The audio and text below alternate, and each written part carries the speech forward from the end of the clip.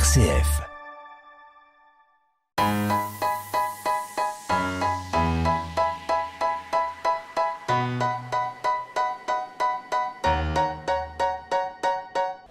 Merci à tous d'être là dans cet endroit ombragé, dans un nid de verdure, c'est très agréable. Donc j'espère que vous allez passer un bon moment en compagnie de nos invités, Laurent Kossler, docteur en neurosciences, chercheur en imagerie cérébrale au CNRS, et Kadri Sismaskara, inspectrice de l'éducation nationale, et qui a travaillé ces questions-là, qui connaît les enjeux. Alors le thème de ce débat, c'est un débat passionnant qui déborde la question des pédagogies, qui concerne plus globalement le fonctionnement de nos cerveaux dans notre rapport à l'information, etc. Mais aujourd'hui, l'attention va être concentrée pendant ce débat, et puis on débordera peut-être un peu sur la question comment peut-on mieux prendre en compte le fonctionnement de notre cerveau dans nos pédagogies. Alors ça s'adresse à l'éducation nationale, mais aussi aux experts de la question qui sont convoqués ou invités à des avancées en la matière pour que les apprentissages soient facilités, que la connaissance du fonctionnement du cerveau aide à mieux comprendre. Alors, il y a des questions secondaires, mais j'ai observé ces dernières années qu'à l'éducation nationale, les neurosciences, notamment sous le ministère Blanquer, occupaient une place de plus en plus importante dans les préoccupations de ceux qui construisaient les projets pédagogiques. Donc on va en parler maintenant. Je vous laisse libre de choisir qui sera le premier orateur. Comme vous souhaitez. Je commence peut-être par introduire peut-être la thématique, oui, la thématique neurosciences. Oui. Oui. Pour, donc la thématique neurosciences s'intéresse à l'étude du fonctionnement du cerveau.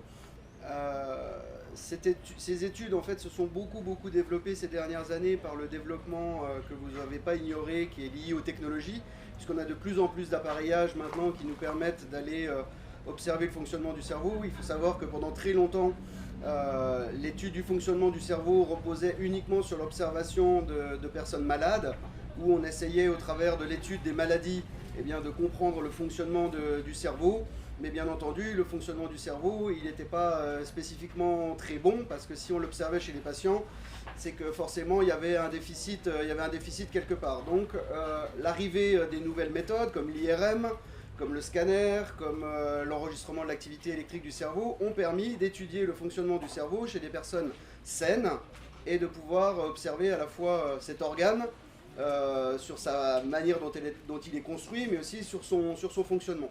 Donc par le biais de ces nouvelles technologies qui sont arrivées au 19e et 20e siècle, eh bien, on avance quand même beaucoup maintenant sur la compréhension du fonctionnement du cerveau.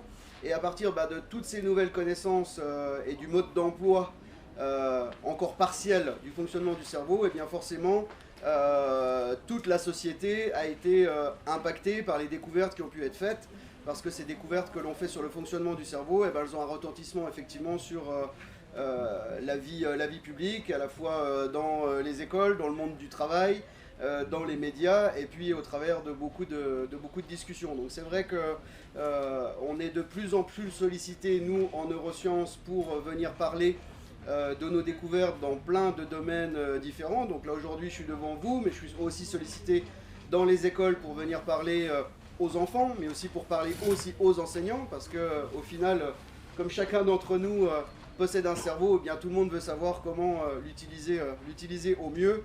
Et l'image que je prends souvent, c'est celle de dire qu'il ne viendrait jamais à l'idée d'une personne de monter pour la première fois dans son automobile pour la conduire sans savoir comment elle est construite et comment elle fonctionne.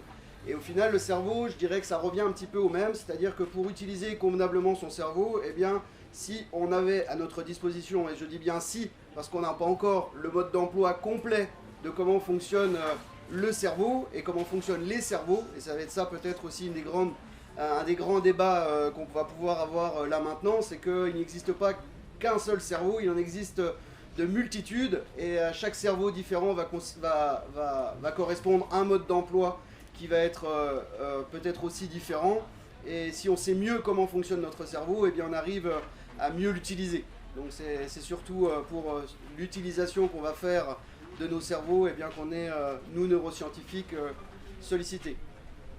Et bien entendu, eh bien, la limite, vous imaginez bien que la limite de mes réponses à vos questions eh bien, vont être surtout, moi, basées sur ce qu'on sait actuellement et ce qu'on sait démontrer dans le fonctionnement du cerveau. Et bien entendu, il y a encore beaucoup de questions qui restent non résolues, qui peuvent être aussi des questions de dimension éthique, qui ne nous permettent pas de tout étudier dans le cerveau de tout le monde, parce que si je posais la question ici pour toutes les personnes qui sont là, si elles seraient d'accord pour que j'aille fouiller dans leurs pensées, fouiller dans leur cerveau pour mieux savoir comment vous fonctionnez, eh bien c'est pas certain que tout le monde soit d'accord pour que j'aille voir dans vos pensées pour savoir comment vous fonctionnez, parce que bien entendu derrière il peut y avoir de potentiels risques de confidentialité ou même de détournement de vos pensées. Si moi je sais à l'avance ce que vous allez me poser comme question, bien vous imaginez bien que ça serait plus facile pour moi d'être présent aujourd'hui. Mais j'ai une question là, le projet des neurosciences actuellement, c'est l'optimisation du fonctionnement de nos cerveaux, c'est ça? Je dirais qu'il y a deux enjeux. Le premier enjeu, c'est un petit peu comme ce qui a été fait dans le cadre de l'ADN, où au final, quand on a lancé la recherche sur l'ADN, la première des choses qui a été lancée, c'était celle du décryptage de l'ADN et de voir comment toutes les cellules du corps humain étaient constituées pour décrypter l'ADN. Et maintenant, on sait parfaitement bien comment est construit l'ADN et comment sont construites nos cellules. Donc là, le premier objectif, et c'est un projet qui a été lancé en 2000 au niveau des neurosciences, au niveau international, c'est celle de reconstruire en 3 dimensions cet organe si complexe pour savoir déjà comment est-ce qu'il est assemblé. Donc ça, c'est un petit peu sur le mode de la génétique, c'est-à-dire de faire en neurosciences ce travail-là, ce premier travail, en sachant que là, à titre d'exemple, j'ai vu passer cette semaine une information qui disait que en 12 ans, voilà seulement que l'Institut John Hopkins des États-Unis a réussi à reformer un cerveau d'un insecte de 3000 neurones et à peu près de 50 000 connexions. Donc 3000 neurones, ils ont mis 12 ans pour arriver à reformer sur ordinateur et à comprendre comment il était constitué. Pour 3000 neurones, nous c'est 87 milliards. Donc vous voyez le temps que ça va prendre encore pour arriver à vraiment comprendre comment est-ce qu'on est construit. Puis bien entendu, une fois qu'on sait comment l'ADN est construit et comment le cerveau est construit, ça sera beaucoup plus facile pour après, je pense, arriver à comprendre le fonctionnement. Donc effectivement, il y a deux enjeux, comment nous sommes construits et comment nous fonctionnons. D'accord. Et dans une échelle de 1 à 10, vous diriez à quel niveau on est aujourd'hui de la connaissance dans le fonctionnement de notre cerveau? Une échelle de 1 à 10, est-ce qu'on est à 2, est-ce qu'on est à 6 ou est-ce qu'on est à plus? Alors on va faire quelque chose d'intéressant. Qu'est-ce que vous en pensez? Vous diriez qu'on est à quel stade? Avant que moi je vous donne mon sentiment, vous diriez quoi? 5 2 2, 3, 5. Bon alors vous voyez, moi je serais peut-être un peu plus optimiste en disant 6 ou 7. Je pense qu'on a bien progressé, on comprend de mieux en mieux comment le cerveau fonctionne. Et c'est aussi l'intérêt de ce type de prise de parole. C'est que je pense que le grand public n'est pas forcément toujours informé des découvertes que nous, on peut faire. Et que c'est important aussi que nous, scientifiques, on sorte des laboratoires pour venir dire au grand public quelles sont les dernières découvertes qu'on a fait, comment fonctionne la mémoire, comment fonctionnent les émotions, comment fonctionne le langage. Et c'est au travers de ces informations-là que le niveau de connaissance aussi de la société va pouvoir aussi grandir, quoi. Et c'est aussi mon rôle en tant que chercheur, c'est de trouver des réponses aux questions, mais surtout après de les communiquer, parce que c'est pas le tout de faire des découvertes et qu'elles restent secrètes dans nos laboratoires ou que malheureusement il soit nécessaire d'aller à l'hôpital pour se faire soigner, pour se rendre compte qu'on comprend comment des troubles de la parole peuvent s'installer, comment des troubles de la mémoire peuvent s'installer, parce que c'est des choses qu'on étudie assez souvent. En matière de neurosciences, quelle est la grande dernière découverte? En quoi les neurosciences ont fait ces dernières années ou cette dernière année un pas décisif? Qu'est-ce qui s'est éclairci dans l'horizon de notre cerveau? Le dernier prix Nobel qui a été obtenu dans le domaine des neurosciences est lié à la compréhension de notre mémorisation de l'espace. C'est-à-dire que là, toutes les personnes sont arrivées jusqu'à ce lieu d'espace parole numéro 1.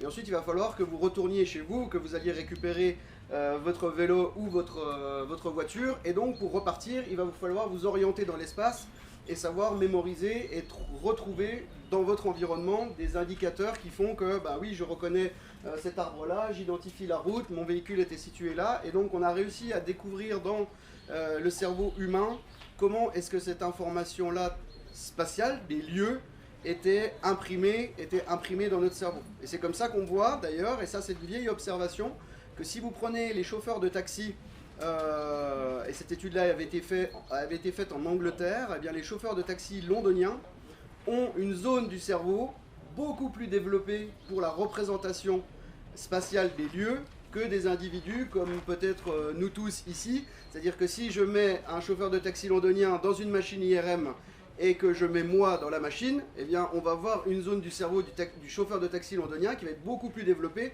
parce que le chauffeur de taxi va devoir se repérer dans l'espace de façon très rapide pour pouvoir changer de direction, prendre une rue parallèle pour pouvoir aller plus vite. Donc ça, c'est je dirais, une des grandes découvertes qui a été faite. Alors vous allez me dire, à quoi ça peut bien servir dans notre vie de tous les jours? Alors bon, comme je vous ai dit, si là vous ne savez plus repartir chez vous, vous allez dire bah, c'est quand même très handicapant, et vous le savez que dans certaines maladies, notamment à un stade avancé de la maladie d'Alzheimer, eh bien les personnes se perdent et ne sont plus capables de se repérer à la fois dans le temps, puisque dans la maladie d'Alzheimer, on ne sait plus s'identifier, on ne sait plus mémoriser les nouveaux souvenirs qui arrivent, mais au bout d'un moment, dans la maladie d'Alzheimer, eh bien, on ne sait plus non plus se repérer dans l'espace. C'est pour ça que dans la maladie d'Alzheimer, ça touche à un moment donné cette zone du cerveau, et donc si on comprend mieux comment fonctionne ce cerveau, bah, peut-être aussi qu'on va pouvoir la préserver dans la maladie d'Alzheimer. À partir de l'exemple que vous venez de donner des chauffeurs de taxi londoniens, vous êtes en train de nous expliquer qu'on peut muscler son cerveau. Oui, alors l'image de la musculation est une bonne, une bonne image en fait. Il ne faut pas voir le développement du cerveau comme l'atrophie d'un muscle, parce que quand on se muscle, on voit tout de suite une modification physique de notre corps. Quand on va faire travailler notre cerveau, en réalité, on ne va pas faire changer sa morphologie globale. Par contre, ce qu'on va faire, et c'est ce qu'on est en train de tous de faire là en ce moment, c'est qu'en faisant travailler nos cerveaux, en fait, on développe ce qu'on appelle la plasticité. Alors, j'aime pas le terme de plasticité parce que du plastique, on en a là, et le plastique, pour moi, c'est assez rigide. Et c'est dur à déformer. En fait, la plasticité dans le cerveau n'a rien à voir avec le plastique d'une bouteille. La plasticité du cerveau veut dire qu'à chaque fois que l'on fait travailler son cerveau, eh bien, on va développer des connexions, on va développer du câblage. C'est cette fameuse matière blanche qui est à l'intérieur de notre cerveau. C'est cette matière blanche-là d'ailleurs qui est touchée dans la sclérose en plaques. C'est le câblage qui permet de relier les différentes zones du cerveau les unes avec les autres. Et quand on fait travailler notre cerveau, eh bien, on fabrique du câblage. Et donc on fabrique de plus en plus de connexions. A l'inverse, plus vous allez rester isolé, moins vous allez être en interaction sociale. Et je dirais que le plus bel exercice qu'on fait aujourd'hui, c'est cette interaction qu'on va avoir les uns et les autres, parce que quand on interagit les uns et les autres, eh bien, on fabrique du câblage dans notre cerveau. La pire chose qui peut arriver à un cerveau, c'est quoi? C'est l'isolement, en fait. Et d'où un rôle dont on parlera certainement tout à l'heure, qui est le rôle de l'école. Le simple fait de placer des enfants dans un environnement social fait que vous allez extraordinairement solliciter le cerveau des enfants. Et d'ailleurs, vous remarquez qu'un des enjeux premiers de l'école maternelle, eh bien, c'est de sociabiliser les enfants, parce qu'on sait que cet outil-là de sociabilisation va développer énormément leur cerveau. Va les développer sur le langage, sur les émotions, sur la motricité. Et donc, tous ces petits cerveaux qui ont besoin d'être alimentés, eh bien, il n'y a rien de tel que les relations sociales pour les faire. Et à l'inverse, malheureusement, qu'est-ce qui peut se produire? Eh bien, c'est que si vous êtes désociabilisé, si vous êtes isolé, eh bien, qu'est-ce qui va se produire? Eh bien, ce câblage que vous allez créer va disparaître. Pourquoi il disparaît? Eh bien, c'est parce que le cerveau est économe en énergie. Et donc, plus vous allez avoir un cerveau qui a du câblage qui ne sert à rien, et plus ce cerveau-là va dire quoi? Et au final, il faut que ce câblage disparaisse puisqu'il ne sert plus à rien. Donc, si vous apprenez à jouer d'un instrument de musique pendant 10 ans, vous allez fabriquer du câblage. Si vous arrêtez de jouer de la musique, eh bien, qu'est-ce que votre cerveau va faire? Eh bien, il va perdre en partie ce câblage, qui fait qu'au bout d'1 an ou 2 ans, si vous vous remettez à vouloir jouer de la musique, eh bien, qu'est-ce qui va se passer? Vous n'aurez plus la même dextérité, vous n'aurez plus la même facilité, parce que vous aurez perdu ce câblage-là. Donc le cerveau est très intéressant parce qu'il se développe et il évolue. Par contre, le cerveau, il demande du travail. Et c'est aussi un des rôles de l'école, c'est de faire travailler ces cerveaux-là pour faire en sorte de fabriquer du câblage pour qu'à l'âge adulte, quand vous arrivez dans la société, eh bien, vous avez un cerveau, entre guillemets, bien fait, parce que vous avez créé de multiples connexions dans votre cerveau qui vous permettent après d'appréhender tout un tas de problèmes. Donc c'est comme ça que j'explique aux enfants pourquoi l'histoire-géographie, c'est important. En plus de la culture, bien évidemment, c'est que vous pouvez poser la question à quoi ça sert d'apprendre toutes ces dates, à quoi ça sert d'apprendre toute cette géographie. Au final, est-ce que ça me sert, moi, dans ma vie de tous les jours, pour mon métier? Non. Et donc, on peut se dire, mais à quoi ça a pu bien servir? Alors, certes, ça me sert sur un plan culturel, mais ça a servi à faire travailler mon cerveau et à créer des connexions dans mon cerveau qui, aujourd'hui, me servent peut-être plus à utiliser mon cerveau pour mémoriser des dates, mais à mémoriser ce que je dois vous dire aujourd'hui et les messages importants que je dois vous faire passer aujourd'hui. Donc, c'est ça, ce côté musculature, c'est de la connexion et c'est de la liaison, c'est du câblage et de la connectivité dans notre cerveau qui va être développé. Et ça, on peut la mesurer. C'est-à-dire que si on prend une des personnes qui est présente ici, si moi je vous place des petites électrodes sur votre tête, eh bien je peux mesurer avec quelle force votre cerveau va être câblé pour faire une tâche de mémoire, avec quelle force votre cerveau est câblé pour faire des tâches de langage, des tâches émotionnelles. Et ça, on est capable maintenant de dire assez précisément chez un individu, eh bien voilà comment sont faites les connexions dans ce cerveau-là. Malheureusement, le problème, c'est que si vous me posez la question, vous voyez, je suis bavard. Hein. C'est formidable. La difficulté que j'ai, c'est que je peux vous dire grossièrement comment est câblé un cerveau, mais ce câblage du cerveau-là, il est propre à chacune de nos expériences. Donc ce qui fait que ici, j'ai autant de cerveaux différents qu'il y a de personnes qui sont en train de m'écouter. Et puisqu'il y a autant de cerveaux différents, bien il y a autant de câblages différents, parce que nous n'avons pas tous été stimulés de la même façon. Et ce câblage-là, eh bien, il est remanié en permanence. Donc plus vous allez solliciter votre cerveau, plus vous allez le câbler, plus vous allez le solliciter d'une certaine manière, et plus vous allez vous câbler d'une certaine manière. Et là aussi où l'école a un enjeu qui est particulièrement important, et où l'école, je pense, devrait encore peut-être se réformer sur ce point de vue-là, c'est qu'en stimulant le cerveau de façon multisensorielle, c'est-à-dire de plein de façons différentes, eh bien, on donne des aptitudes aux enfants qui vont être largement différentes. Si vous faites faire que le même type d'exercice toujours à un enfant, eh bien, il va être extrêmement doué pour faire cet exercice-là, mais il ne sera pas du tout apte et il ne sera pas du tout câblé dans son cerveau pour résoudre ce nouveau problème parce qu'il n'y aura jamais été exposé durant sa période scolaire.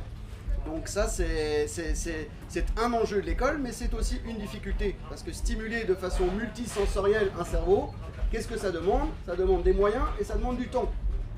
Ça demande du temps. Est-ce qu'on a autant de moyens humains qu'on veut dans l'éducation nationale? Première question. Est-ce qu'on a autant de temps qu'on veut dans l'éducation nationale pour s'occuper de chacun de ces cerveaux et essayer de les développer au mieux? Alors nous, on peut vous dire, bah voilà, si vous voulez toucher 90% de votre classe, vous pouvez la faire travailler et la faire apprendre de cette façon-là, mais vous aurez 10% peut-être qui ne seront pas sensibles à ce mode de stimulation parce que leurs cerveaux ne sont peut-être pas câblés de la même façon que d'autres cerveaux. Alors après, je ne dis pas qu'il y a une mauvaise manière de câbler un cerveau et une bonne manière de câbler un cerveau.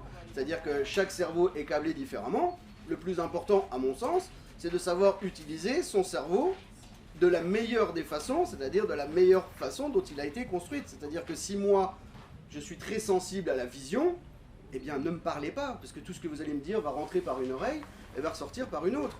Faites-moi plutôt des dessins, faites-moi plutôt des écrits que je vais pouvoir lire, que je vais pouvoir visualiser, et là vous allez me toucher moi, parce que c'est mon information, c'est mon câblage à moi qui est beaucoup plus sensible sur la vision que sur l'audition. Alors ça, on a quand même un grand schéma global chez nous tous, c'est-à-dire que l'être humain est quand même très sensible à la vision, beaucoup plus que par exemple dans les espèces animales ou chez les mammifères. Le principe de reconnaissance et d'apprentissage est surtout fait par l'odorat. Les chiens, les chats vous reconnaissent ou se reconnaissent entre eux par le biais de l'odeur. Les chiens, les chats et les animaux reconnaissent les émotions par le biais de l'odeur. Nous, si je veux ici détecter les émotions, savoir si ce que je suis en train de vous dire vous plaît ou ne vous plaît pas, eh bien par quel sens je passe? Je suis pas en train d'essayer de sentir pour voir s'il y a des phéromones qui se dégagent. Qu'est-ce que je fais? En fait, je vous regarde et je vois les émotions sur les visages, je vois s'il y a des sourires ou au contraire des hochements de tête qui disent oh, qu'est-ce qu'il est pénible à raconter tout ça, c'est complètement nul. Donc en fait, c'est la vision chez l'être humain qui va être un sens extraordinairement développé. Mais c'est pas le seul. C'est pas le seul. Et donc là, il y a du travail, à faire sur ces axes-là qui sont liés fortement aux apprentissages. Merci beaucoup. Ben, écoutez, c'est très intéressant. Je me suis livré à l'exercice sur vos conseils. J'ai regardé les visages et je ne suis pas expert en neurosciences, mais les gens avaient l'air contents. Donc on va écouter Madame Mascara, inspectrice de l'éducation nationale. La question est directe et simple. Est-ce que les neurosciences sont aujourd'hui un recours important dans les projets pédagogiques de l'éducation nationale? Alors, tel que M.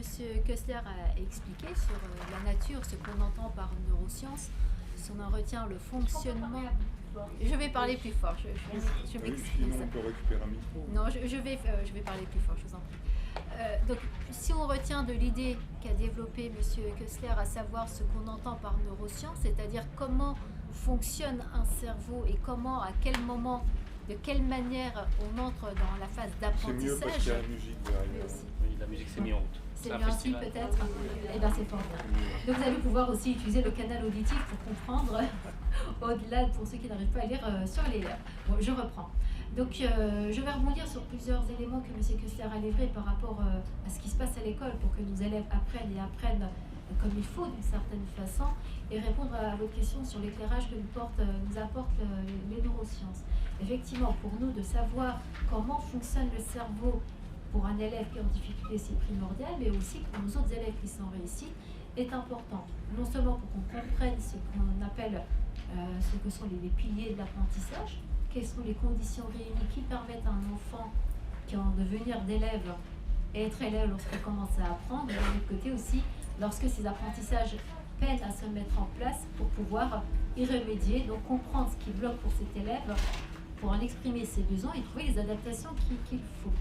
Donc cet éclairage, il est intéressant, puisque là on a mis véritablement, j'ai presque envie de dire, on a soutenu cette attention sur l'apprentissage de la lecture. Pour donner un exemple, qu'est-ce que c'est que le processus de lire, de savoir lire, au-delà de faire du codage en disant que pas et a, pas et a, faut papa, comment l'élève à partir de pas arrive à savoir qu'il s'agit du papa et ensuite garde en mémoire ce qui vient de décoder suffisamment longtemps, mais pas trop longtemps, pour savoir ce que va devenir le papa dans la phrase qu'il est en train de lire. Vous comprenez ce que je suis en train d'expliciter par cet exemple, c'est-à-dire qu'est-ce que c'est le processus d'apprendre et de comprendre à lire. C'est essentiel de savoir ce qui se passe du point de vue cognitif pour que ce qu'on appelle la fluence, la rapidité de mise en mémoire de ce qui est lu, soit suffisamment rapide, acquise de l'élève, pour que, cognitivement parlant, la charge pour assembler les lettres et faire des sons puis des mots ne soit pas conséquente pour un élève et qu'il puisse accéder au sens. Donc, raison pour laquelle, dès le CP, mais bien avant, mais dans les évaluations, par exemple, que tous les élèves de CP passent, on évalue la fluence, la capacité pour un élève de lire des faux mots et on chronomètre le nombre de mots lus. Parce que l'apport des sciences va dans ce sens. Il faut un capital de mots suffisant et une lecture assez fluide, ce qu'on appelle la fluence, pour que le cerveau ne perde pas de temps à essayer de construire cet assemblage, mais soit disponible pour construire l'apprentissage. Et ça, on l'explique aux élèves. Donc il y a plusieurs choses. Les piliers de l'apprentissage, les 4 piliers sont d'abord l'attention. Pourquoi il est nécessaire d'avoir l'attention d'un élève, une attention soutenue? Comment on développe l'attention chez les élèves? Il ne s'agit pas de dire page 4, exercice 3. Vous voyez, c'est les conditions matérielles, luminosité, le placement dans la classe, le moment de la journée, le moment où on capte l'attention durablement de l'élève. La phase 1. Le deuxième pilier de l'apprentissage, c'est lorsqu'il y a un engagement de l'élève dans la tâche. L'engagement, il est aussi parfois physique. À quel moment il se dit, j'ai compris ce qu'on attend de moi, eh bien je me mets au travail d'une certaine façon, mais j'entre dans la tâche. Le troisième pilier dans les apprentissages, c'est le feedback. L'élève, au moment où il est dans l'apprentissage, il est dans le doute, il est déstabilisé parce qu'il va rencontrer des situations nouvelles. Il est important que rapidement, il ait un retour positif. Donc je peux continuer, se dit-il. Négatif, je rectifie, j'essaie de comprendre mon erreur pour aller plus loin. Et le quatrième pilier, c'est la répétition, l'automatisation, avec ensuite, évidemment, vous imaginez, un degré de difficulté supérieur. Et on recommence de cette façon-là. Donc il est important pour les experts pédagogues que sont les enseignants de connaître ces 4 piliers des apprentissages pour évidemment les réunir de manière à ce que l'élève commence à apprendre. Ensuite, il y a les modalités d'apprentissage. Ce que disait M. Kessler, c'est si on répétait des tâches éternellement, on ne sera pas meilleur. Vous comprenez bien. De la même façon, c'est toujours la même manière de traiter une situation. On empêche d'autres situations d'apparaître, et c'est bien le rôle de l'école, par la diversité des situations que l'on propose, de permettre à tous les élèves, et là je vais revenir sur les 90%, puisque lorsqu'on propose à 90% des élèves une manière de faire, les 10% sont pour cette situation exclus, mais charge à l'enseignant de proposer une situation différemment pour que les 90% englobe les 10% de tout à l'heure, et puis les 10% autres se retrouvent dans un autre lot de 90%. Vous voyez, c'est véritablement offrir une multitude de possibilités d'ancrer les apprentissages, donc diversifier ces modalités, parmi lesquelles je vous en citais quelques-uns, c'est-à-dire apprendre par le jeu. On est tous convaincus, lorsque l'élève est enrôlé, qu'un objet d'apprentissage qui est présenté de manière plus ludique, l'engagement que j'évoquais tout à l'heure, l'engagement affectif aussi, est facilité. Donc une des manières, raison pour laquelle en maternelle, on a le sentiment que les élèves jouent beaucoup, et heureusement. Et donc par l'apprentissage, un apprentissage par le jeu. L'autre, c'est l'imitation. Effectivement, de pair à pair, les élèves s'observent, et par l'imitation aussi de l'enseignant, entrent dans une nouvelle forme d'apprentissage. La répétition, c'est aussi un apprentissage, il ne faut pas se cacher. En répétant la tâche, on finit par l'automatiser. Plus vous conduisez, plus votre conduite est fluide. Vous ne posez plus la question de savoir s'il faut changer la vitesse, vous la changez dans un virage. Vous voyez, c'est exactement la même chose pour nos élèves. Et autre élément qui est très important, c'est la résolution de problèmes. On leur donne des situations inhabituelles dans leur contexte de vie d'enfant, mais aussi d'adolescent par la suite, pour éprouver le cerveau à explorer une nouvelle modalité de réfléchir. C'est-à-dire, c'est à ce moment-là que justement l'élève se trouve démuni avec ce qu'il avait déjà emmagasiné en termes de compétences et de connaissances, est obligé de passer par cette phase déstabilisante, l'effort, et construire de nouvelles façons de résoudre le problème. Et c'est aussi l'objectif premier dès la maternelle, l'abaissement de l'âge de l'instruction obligatoire à 3 ans trouve pleinement ce sens pour que très tôt dans la scolarité, en tout cas dans la vie d'un enfant, ces moments en collectif se mettent en place pour qu'en confrontant son idée à celle du voisin, on développe de nouvelles capacités. La capacité à se décentrer. Pensez qu'un autre enfant, sur la même situation, a un autre point de vue.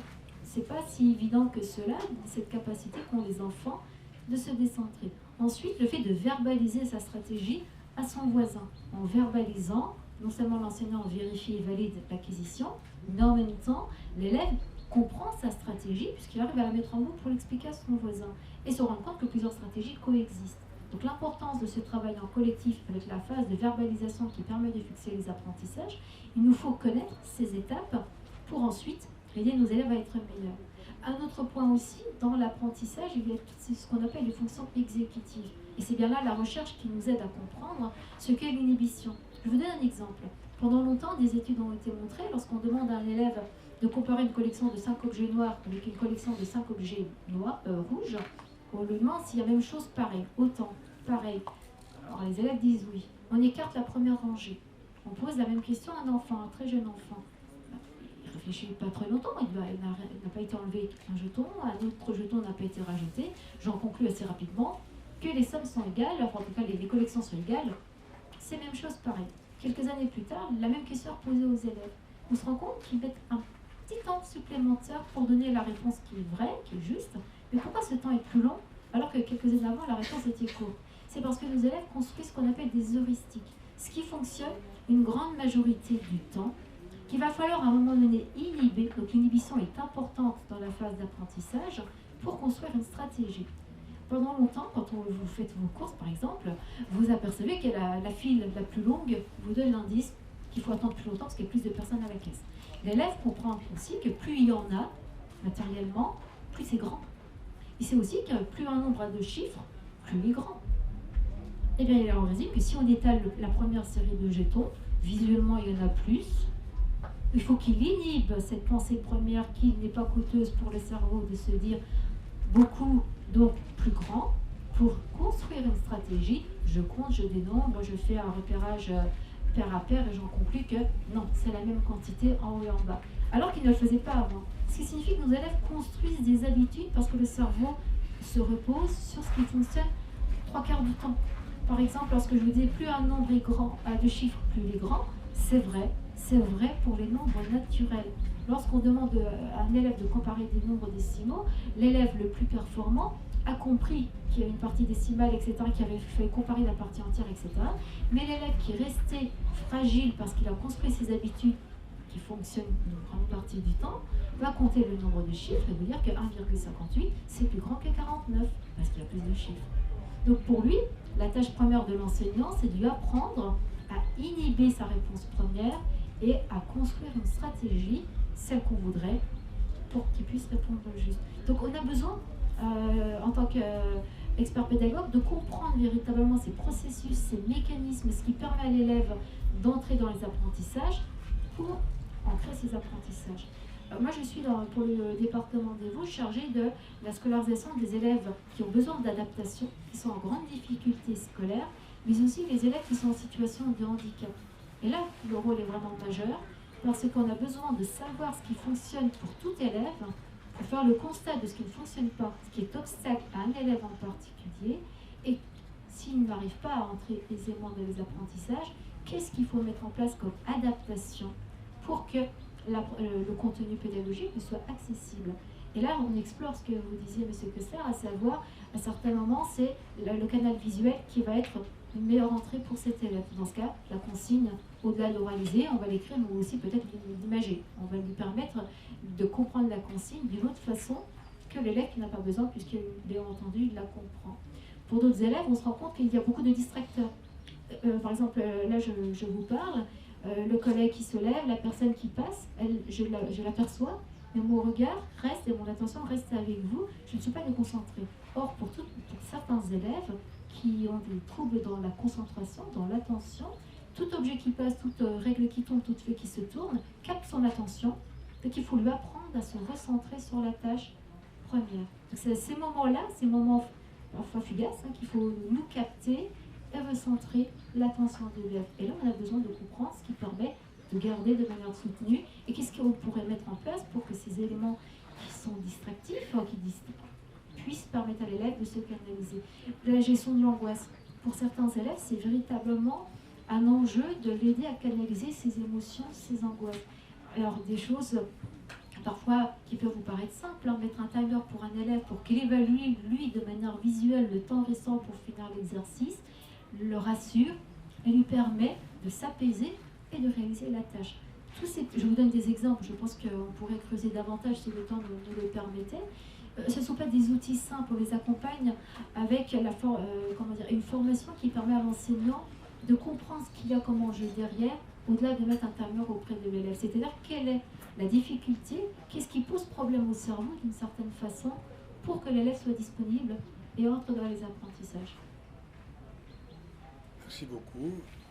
On va laisser un temps à vos questions, mais je voudrais vous en poser quand même une liée au débat récent autour des neurosciences. Est-ce que vous pensez qu'il y a une compétition entre l'approche neuroscientifique et l'approche psychologique dans la pédagogie et plus généralement dans la vie ou une complémentarité, on ne peut pas exclure. Compétition, complémentarité.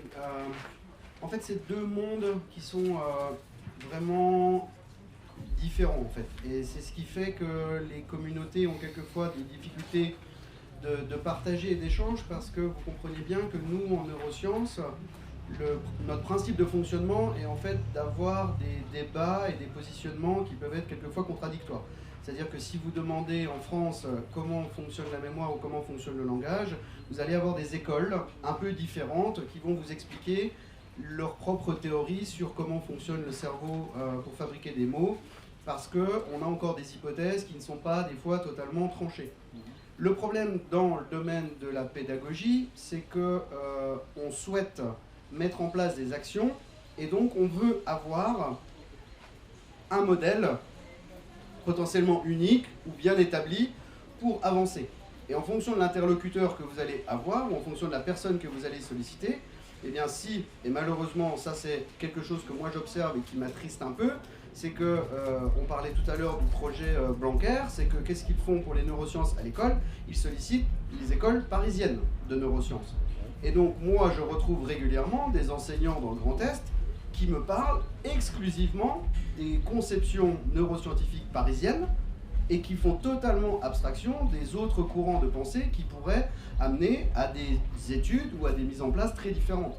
Alors je peux comprendre ça parce que sur un plan pédagogique, si on leur explique qu'il existe 5-6 écoles différentes, ils vont dire bah oui ok mais nous il nous faut bien quelque chose pour avancer, il nous faut bien une réponse, il faut bien qu'on fasse un choix. Et ce choix-là, pour moi, il est compliqué parce qu'en tant que scientifique, une école en vaut une autre. C'est-à-dire qu'un mode de pensée ou un modèle en vaut un autre. Il n'y en a pas un qui est meilleur que l'autre.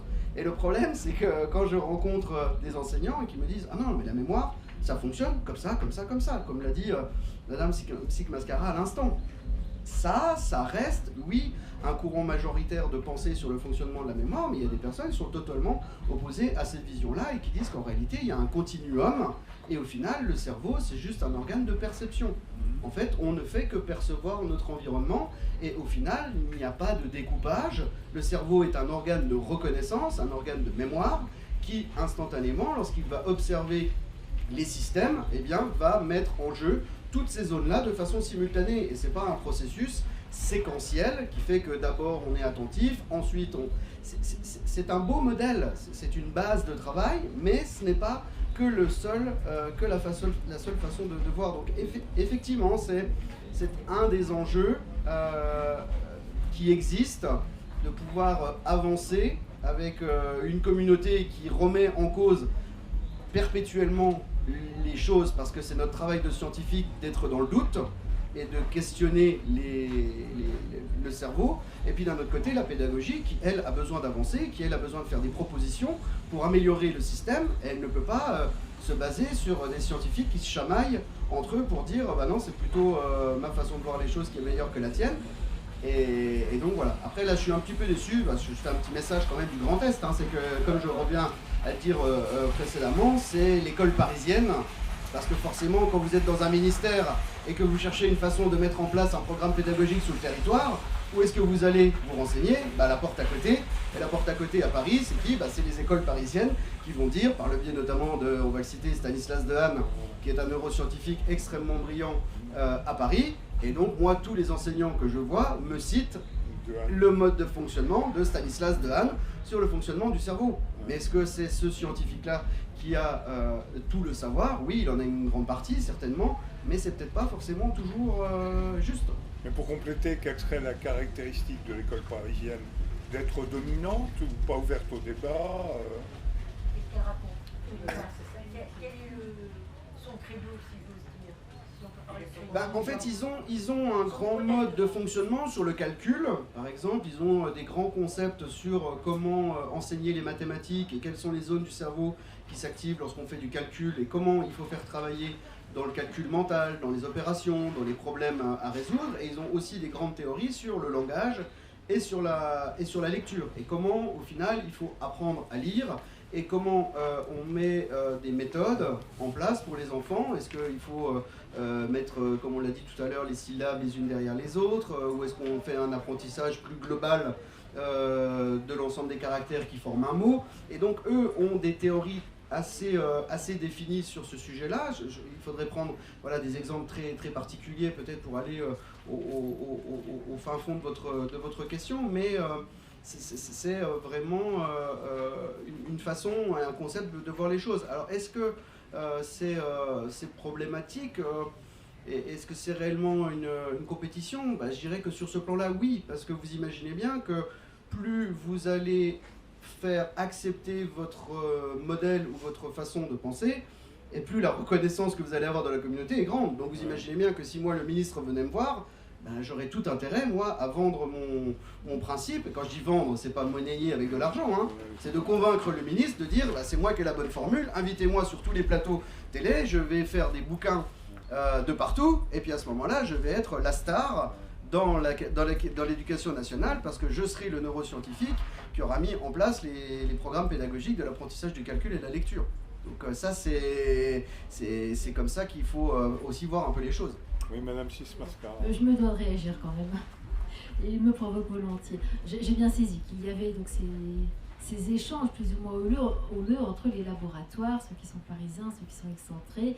Et je comprends fort bien la position de M. Kessler et qui représente aussi le CNS pour le Grand Est, pour ne pas... peut-être que j'extrapole un peu. Au-delà de cela, évidemment, nos élèves, l'éducation nationale n'est pas un laboratoire où chacun des chercheurs doit expérimenter sa méthode. On est d'accord. Par contre, ce n'est pas une seule personne, on l'a cité, je pense que c'est toute une équipe. On peut citer Franck Ramu qui a fait un travail conséquent sur l'apprentissage de la lecture, notamment pour les élèves qui sont dyslexiques. Qu'est-ce qui se passe dans le cerveau d'un élève dyslexique? Qu'est-ce que c'est que la dyslexie? Est-ce que c'est... il a fait un travail considérable là-dessus, que ce soit Elena Pasquinelli, qui a aussi un apport un peu divergent, mais au sein du même collectif, hein, ils font partie de ce même conseil scientifique. Je peux comprendre la guerre des laboratoires, mais néanmoins, je pense que les propositions qui sont faites dans les modalités d'apprentissage, les évaluations que nous mettons en place d'année en année pour voir si ce qui avait été mis dans les programmes apportait ses fruits, il nous faut aussi le recul nécessaire. Bien entendu, dans chaque circonscription, un inspecteur d'éducation nationale qui est expert pédagogue, des conseillers pédagogiques permettent aussi aux enseignants de mettre en mots ce qui est donné pour que le raccourci, peut-être je fais un résumé trop court aujourd'hui, ne soit pas pris tel qu'il est présenté là. C'est-à-dire qu'il y a ces préconisations, ces éléments qui ont été préconisés ont été éprouvés, des observations ont été faites et ces méthodes ont été évidemment proposées en conséquence. Les équipes sont accompagnées pour qu'il ne s'agisse pas juste de mettre des lettres ensemble et d'en faire des syllabes, des mots et ensuite s'assurer que l'élève a lu. Ça va au-delà. C'est toute une équipe, plusieurs équipes qui ont concouru à l'écriture des programmes. Dans l'écriture des programmes, il y a ces chercheurs, ces scientifiques, mais il y a aussi des inspecteurs généraux, des inspecteurs pour moi par exemple, aussi des équipes pédagogiques qui essayent d'avoir qu'on soit proposé une démarche. J'ai bien compris qu'il y a aussi la guerre des territoires dans ce domaine-là aussi. Oui, je ne suis pas convaincu, mais bon. Bon, on va prendre des questions. Oui. On va prendre vos questions. Allez-y, madame. J'aurais deux questions en fait. Vous avez prononcé le mot dyslexie et j'aurais aimé que vous en disiez plus. C'est peut-être un sentiment, hein, mais j'ai quand même l'impression qu'il y en a de plus en plus. Alors, je ne sais pas si on les détecte plus ou s'il y en a plus. Bref. Donc, qu'est-ce que la dyslexie par rapport au fonctionnement du cerveau et est-ce qu'il y en a de plus en plus et est-ce qu'on sait pourquoi? Et ma deuxième question, alors c'est peut-être un autre sujet, mais la place du mouvement dans les apprentissages. Je vais commencer par la première, comme ça dans mon cerveau, les choses resteront dans l'ordre. C'est un travail pas facile que vous me demandez. C'est généralement, quand on pose, vous voyez, comme ça, toute une série de questions, ça veut dire que tout en répondant, il faut que je garde en mémoire la première et la deuxième question. Effectivement, donc, le sentiment de voir plus de personnes diagnostiquées, alors après, il faut faire très attention en utilisant le terme diagnostic, parce que derrière le diagnostic, on peut croire à une maladie.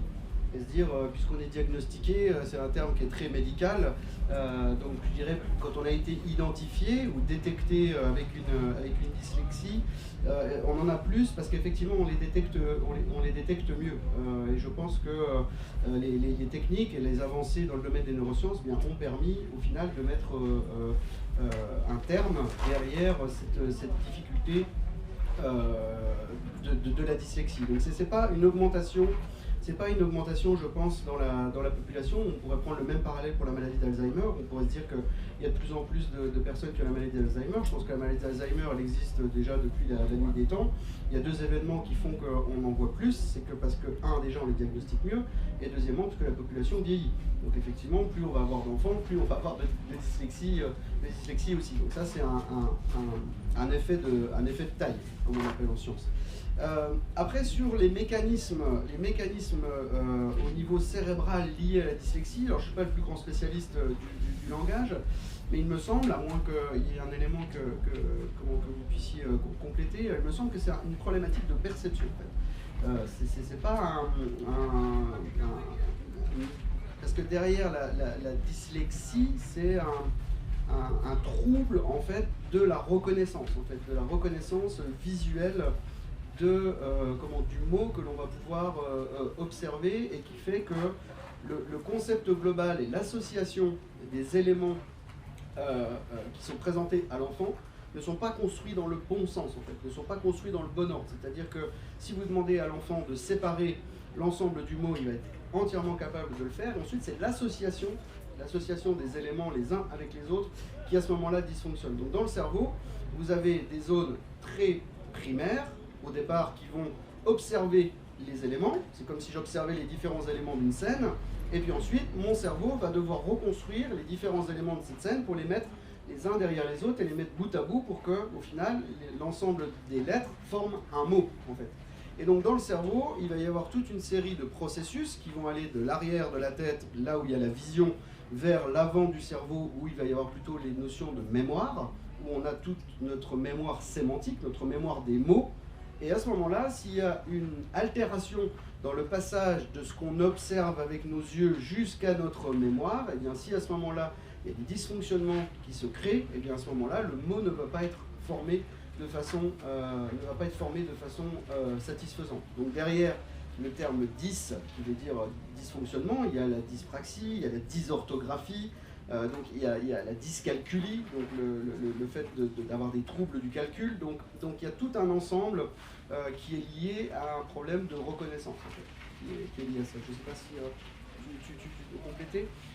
La deuxième question, sur la question de la motricité. Alors ça, c'est une excellente question, et d'ailleurs, il y a des écoles qui font un travail remarquable parce qu'elles ont observé qu'entre le fait de faire apprendre les enfants en position assise et fixe était un perturbateur extrêmement fort pour les enfants dans le cadre des apprentissages. Ils ont fait une expérience assez simple en prenant une classe où tous les enfants devaient être restés sages, assis sur leur siège, et des enfants qui pouvaient être debout sur des tables et pouvoir se déplacer au travers de la salle de classe tout en continuant à apprendre. Et ils se sont rendus compte que l'apprentissage était meilleur quand les enfants étaient libérés de leur mouvement. Pour quelle raison? Eh bien tout simplement parce que quand on est obligé de maintenir sa position, eh bien l'enfant il fait attention à quoi?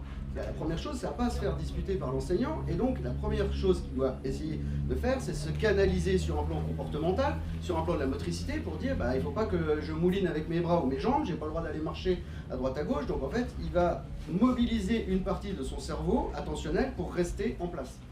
Et ensuite, s'il a suffisamment de disponibilité cérébrale, à ce moment-là, il va aussi focaliser son attention sur ce que la maîtresse est en train de dire, ou le maître. À ce moment-là, ça veut dire que pour l'enfant, c'est épuisant en fait, parce qu'il doit faire attention à deux choses, il doit faire attention à ce qu'on lui dit, il doit faire attention à son comportement. Si vous le libérez sur la phase de la mobilité, à ce moment-là, son cerveau peut être dédié à 100% à ce que est en train de lui dire la personne ou les consignes qui sont en train de lui faire passer.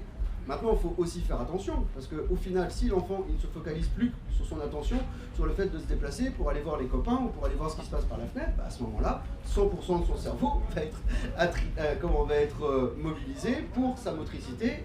Donc c'est un équilibre à trouver, mais c'est sûr que la position fixe et stable n'est pas forcément un bon vecteur de l'apprentissage. Et ensuite...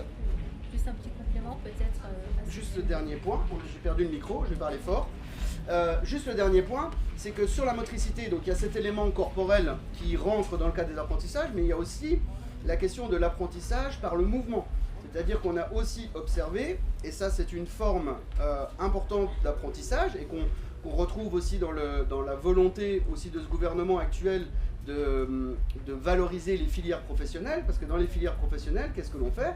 Eh bien, c'est que si l'apprentissage par le texte ou par les écrits est difficile, vous pouvez très bien apprendre du mouvement, en fait. Vous pouvez bien apprendre de l'artisanat, en fait. Vous pouvez très bien apprendre à utiliser vos mains pour apprendre des choses, en fait. Et vous avez des personnes qui sont extrêmement douées dans l'apprentissage de la gestuelle, alors que d'autres personnes, je veux dire, la seule chose qu'ils savent faire, c'est tenir un stylo, entre guillemets. Et donc, cette motricité-là, il faut aussi la solliciter, et dans les écoles, ils le font aussi, et notamment dans le handicap, où quelquefois la parole peut être impactée par le handicap.